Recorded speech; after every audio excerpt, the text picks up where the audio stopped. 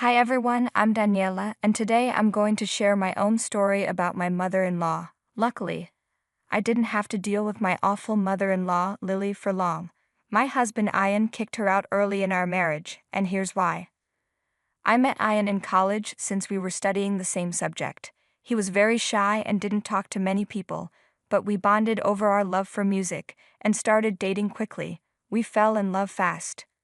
Ian was an amazing person, but he had a troubling past. His dad died when he was 12, and his mom quickly remarried. Sadly, his new stepfather was very abusive. I won't go into details because it's sensitive, but it was bad enough for Ian to get a restraining order against him when he turned 18. When Ian told me his story, I wondered why his mom didn't protect him. I asked Ian, "Why didn't your mom do anything when her husband was hurting you?" "Didn't she know?" "She knew everything, Daniela," Ian replied. "But she didn't want to leave him because she loved him. I begged her to help, but she just told me to get over it. She even yelled at me when I got the restraining order." "That's terrible, Ian. She should have protected you. Why do you still talk to her?" "I barely talk to her," Ian said. "I told her I'd support her if she left her husband, but until then, I keep my distance." I admired Ian even more after hearing his story. He worked hard to support himself through college, since there was no college fund for him. He was a great student and got a good job right after graduation.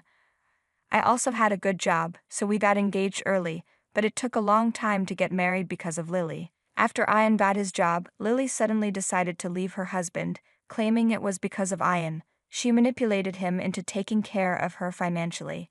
I warned Ian that his mom was playing with his emotions. "Ian, I don't like how your mom is handling this. She's making it seem like it's all your fault." "What can I do, Daniela? It's true that she had to leave him because of me. Now that she's choosing me, it's my duty to look after her." "I understand you want to care for your mom, but she's trying to control you emotionally," I told him. But it was hard to make Ian see that his mom wasn't really choosing him. She just knew he could support her now. There was another problem with Lily. She hated me. She would say things like, "Just because Ian's marrying you doesn't mean you'll have him all to yourself. He's my son first and your husband later." I replied, "It's funny you say that, Lily. I don't remember you ever putting your son first, and I don't mind if he looks after you. We're both his family. Don't try to be clever, Daniela. I can throw you out of Ian's life if I want to. I know you make less money than him, so it's clear you're marrying my son for money," she said. "I'll prove it to him and make him leave you. Then I'll have all his attention and money, and you won't get anything," Lily threatened. I knew she wasn't going to be a good mother-in-law. She wasn't even a good mom. But her twisted thinking really shocked me. It was clear she didn't want Ian to spend money on anyone but her. Ian was already giving her a lot, so I didn't understand why she wanted more. That would become important later. Fast forward a year, and I finally got married. I was so happy to marry the man of my dreams. We were all set to move into the house I had inherited from my parents, but my joy only lasted a week. Just a week after we moved in, Lily showed up with all her stuff. She walked in like she owned the place and started choosing a room. I watched in confusion and asked, "What are you doing, Lily? Why did you bring all your things?" "Are you dumb or something, Daniela? This is my son's house now, so I'll be staying here too," she replied. "What are you talking about? You can't just walk in and demand to live here." "Listen to me, you little," she snapped. "This is my son's place, and I know he pays most of the bills, so I have every right to live here too. I warned you that I could kick you out of my son's life if I wanted to. This is just the beginning, Daniela. If you think you can throw me out, I'd like to see you try." I was stunned by Lily's nerve. I couldn't believe how confident she was. I decided to talk to Ian about it since I wasn't going to entertain Lily's outrageous demands. To my surprise, Ian already knew she was moving in. He begged me to let her stay until he figured out what to do. He didn't want his mom on the street and reminded me of his duty to her. I was really angry, but I gave him time to sort things out. Nothing could have prepared me for what happened next. Just a week after Lily moved in, I saw her invite someone over. From their conversation, I realized this woman was an interior designer. I didn't stop them because I had already had several fights with Lily and knew how nasty she could get. So I decided to deal with the problem if it actually became one. The next day, I got a call from an unknown number. I answered, not thinking much of it, and was surprised to find out it was the interior designer who had come to my house.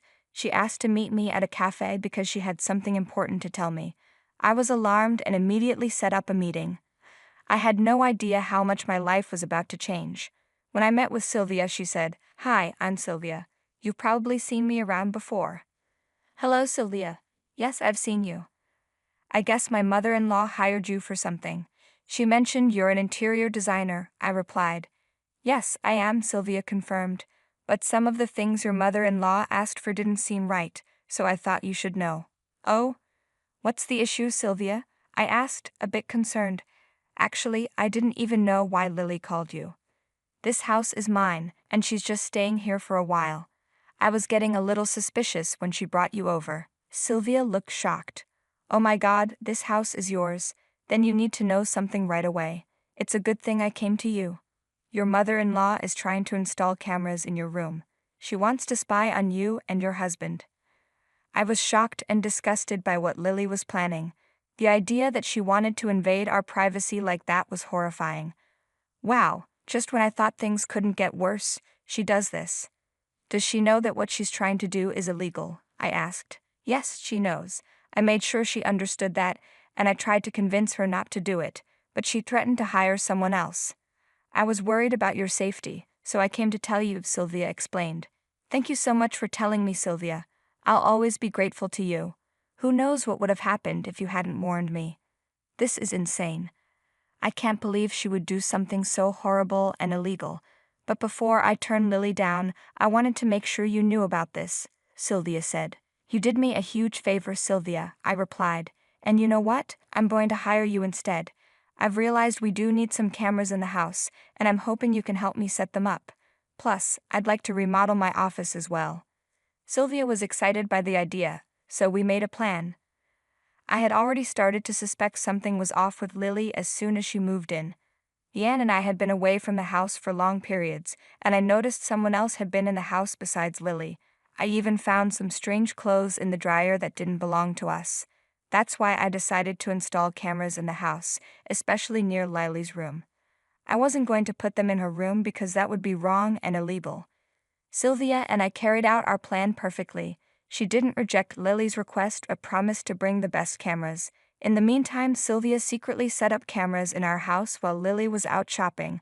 Sylvia is a pro and hid the cameras well. Afterward, I told Ian about the cameras. "Ian, I need to tell you something. I've installed some cameras in the house," I said. "What? Why? Is something going on?" Ian asked, surprised. "Yes, Ian. Do you remember the weird clothes I found in the dryer? There's been other strange stuff happening. I think someone else is staying in our house." "Oh my God, that's insane," Ian exclaimed. "Yes, and all the signs point to your mother. Look, I know you trust her, but you need to wake up. She's not who you think she is," I said. Ian started to defend Lily and got mad at me, but I reminded him of her awful behavior, which quickly shut him up. We talked about a lot of things, but I didn't mention what Lily tried to do with Sylvia.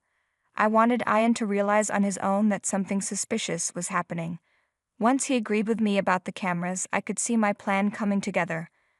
I also made sure Ian understood that we couldn't tell Lily about the cameras yet. He agreed and promised not to say anything. The next day, Ian and I went to work as usual. We both had direct access to the cameras in the house, but we were busy all day and didn't have time to check the footage. However, when we got home, we sat down together and watched what had happened throughout the day. You wouldn't believe what we found. Lily was having Ian's abusive stepfather over when we weren't home. This awful man was using our resources and staying with Lily, even though we had a restraining order against him. Ian was horrified by what Lily had done. He was furious and ready to take drastic action. I had never seen Ian so angry before. Before I could ask what to do, he yelled for Lily to come into our room. When she saw us watching the CCTV footage, she turned pale. "Ian, what's going on? Why did you call me?" Lily asked, clearly nervous. "Mom, why did you bring that abuser into our house? Who gave you permission?" Ian demanded. "What are you talking about, Ian? You must be mistaken.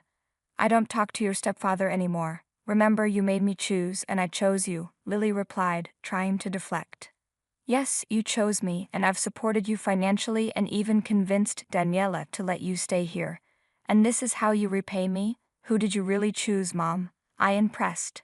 Lily's defense crumbled as Ian played the footage of her bringing his stepfather into the house. She turned pale and started sweating, realizing she was caught. How dare you invade my privacy and record me? You can't do this to me. Lily shouted, trying to regain control. Oh really?